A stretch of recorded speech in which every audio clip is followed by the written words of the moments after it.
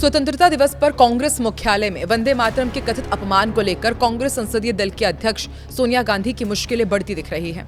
कर्नाटक के मंगलुरु स्थित उर्वा थाने में भाजपा नेता विकास पुत्तुर ने सोनिया गांधी के खिलाफ औपचारिक पुलिस शिकायत दर्ज कराई है। यानी कि ये मामला इतने जल्दी सुलझता हुआ नजर नहीं आ रहा है। सोनिया गांधी की मुश्किलें बढ़ती हुई नजर आ रही हैं। तो कांग्रेस का क्या रिएक्शन है, भाजपा ने कैसे पलटवार किया है, और यदि वाकई कोई वंदे मातरम का अपमान करता है तो क्या उसके बाद उसके लिए सजा का प्रावधान भी है, सब कुछ आपको समझाते हैं इस वीडियो में। नमस्कार, मैं हूं आकांक्षा और आप देख रहे हैं न्यूज़ 18 का डिजिटल प्लेटफॉर्म।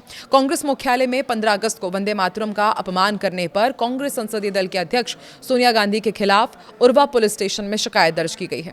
भाजपा नेता हैं विकास पुत्तुर, उन्होंने कार्यकर्ताओं के साथ उर्वा पुलिस स्टेशन पहुंचकर पुलिस को शिकायत सौंपी है। उन्होंने आरोप लगाया कि 15 अगस्त को दिल्ली में कांग्रेस हेडक्वार्टर में आयोजित ध्वजारोहण समारोह का प्रसारण किया गया। इस कार्यक्रम में कांग्रेस नेता सोनिया गांधी भी मौजूद थी। सोनिया गांधी ने वंदे मातरम को बीच में ही रोकने के लिए कहा था। जब प्रोटोकॉल के अनुसार राष्ट्रगीत वंदे मातरम प्रस्तुत किया जा रहा था तो सोनिया गांधी ने इसके प्रति अनादर दिखाया और इसे रोकने पर जोर दिया। भाजपा नेता ने यह भी कहा कि ऐसा लगता है कि यह शांति भंग करने के इरादे से जानबूझकर किया गया कृत्य है और यह हमारे देश के राष्ट्रगीत का अपमान है। इसलिए मेरा अनुरोध है कि सोनिया गांधी के खिलाफ तुरंत उचित कानूनी कार्रवाई की जाए, क्योंकि यह कृत्य राष्ट्रीय सम्मान के अपमान की रोकथाम अधिनियम की धारा 3 और भारतीय न्याय संहिता की धाराओं 195 और 352 के तहत अपराध की श्रेणी में आता है। विकास पुत्तुर ने यह भी चेतावनी दी कि अगर एफआईआर दर्ज नहीं की गई तो वो हाईकोर्ट में निजी शिकायत दर्ज कराएंगे। उन्होंने यह भी कहा कि अगर राष्ट्रगीत या राष्ट्रीय सम्मान का कोई अपमान हुआ है तो कानूनी कार्रवाई होनी चाहिए। पुत्तुर ने पुलिस से यह भी सुनिश्चित करने को कहा है कि इस मामले में कोई राजनीतिक दखल ना हो। पुलिस को दी गई शिकायत में भाजपा नेता ने लिखा है कि मैं अपने देश भारत का बहुत सम्मान करता हूं, हमेशा इसके झंडे, राष्ट्र चिन्ह, राष्ट्रगान, गीतों, संस्कृति, परंपरा और मूल्यों का गहरा सम्मान करता हूं। वंदे मातरम गीत की रचना स्वतंत्रता सेनानी बंकिम चंद्र चट्टोपाध्याय ने 1896 में की थी और इसने स्वतंत्रता संग्राम में अहम भूमिका निभाई थी। इसे भारत के राष्ट्रगीत का दर्जा प्राप्त है। इसे राष्ट्रगान, जनगण मन के समान ही सम्मान और आदर दिया जाता है। वास्तव में हर भारतीय नागरिक का यह कर्तव्य है कि वो इसका सम्मान ऐसे करे जिससे इसकी गरिमा बनी रहे। वहीं विवाद तब खड़ा हुआ था दरअसल जब सोशल मीडिया पर यह दावा किया जाने लगा कि वंदे मातरम के दौरान सोनिया गांधी, राहुल गांधी और मल्लिकार्जुन खड़गे के बीच कुछ असहजता दिखी। इसके कई वीडियोस आपने सोशल मीडिया पर देखे भी होंगे। इस विवाद पर विवाद बढ़ता देख कांग्रेस सांसद तारिक अनवर सामने आए, जयराम रमेश सामने आए। उन्होंने स्थिति स्पष्ट करने की कोशिश की। तारिक अनवर ने तो ये कहा कि वंदे मातरम को लेकर कांग्रेस में कोई विवाद नहीं था। असल बात यह थी कि हमारे राष्ट्रीय अध्यक्ष मल्लिकार्जुन खड़गे भीषण गर्मी और धूप में करीब 15 मिनट से लगातार खड़े थे। उनकी उम्र का ध्यान रखते हुए सोनिया गांधी चाहती थी कि उनके लिए एक कुर्सी लाई जाए ताकि वो बैठ सके। बस इतनी सी बात थी जिसे बीजेपी ने तिल का ताड़ बना दिया। वहीं भारतीय जनता पार्टी के राष्ट्रीय प्रवक्ता प्रदीप भंडारी ने कथित तौर पर वंदे मातरम के अपमान पर सोनिया गांधी और राहुल गांधी पर जुबानी हमला बोला। उन्होंने पी चिदंबरम के उस बयान पर भी टिप्पणी की जिसमें उन्होंने खुद को दिमागी नक्सल बताया है। प्रदीप भंडारी ने मीडिया से बातचीत करते हुए कहा कि जब देश स्वतंत्रता दिवस मना रहा था तब कांग्रेस हेडक्वार्टर्स में सोनिया गांधी हाथ से इशारा करती हैं कि रुक जाओ। वो इशारा करती हैं कि कांग्रेस हेडक्वार्टर्स में वंदे मातरम को रोका जाना चाहिए। जब नहीं रुकता तो दोबारा इशारा करती हैं कि इसे रोका जाना चाहिए। भंडारी ने यह भी कहा कि मैं पूछना चाहता हूं कि जब कांग्रेस के समर्थक पाकिस्तान जिंदाबाद के नारे लगाते थे तब इतनी विपत्ति, इतना आक्रोश इनकी लीडरशिप को करते नहीं देखा, लेकिन कांग्रेस हेडक्वार्टर्स में वंदे मातरम का उद्घोष हो रहा था तो सोनिया गांधी ऐसा व्यवहार कर रही थी जैसे कोई अपराध हो गया। आज़ादी के दिन वंदे मातरम का विरोध करने वाले राहुल गांधी और सोनिया गांधी का रवैया दिमागी नक्सल सोच वाली इकोसिस्टम की मानसिकता को दर्शाता है। कांग्रेस ने न केवल देश के स्वतंत्रता सेनानियों का अपमान किया बल्कि संविधान, देश की संप्रभुता और अखंडता को भी और देश के 140 करोड़ जनता का अपमान किया है।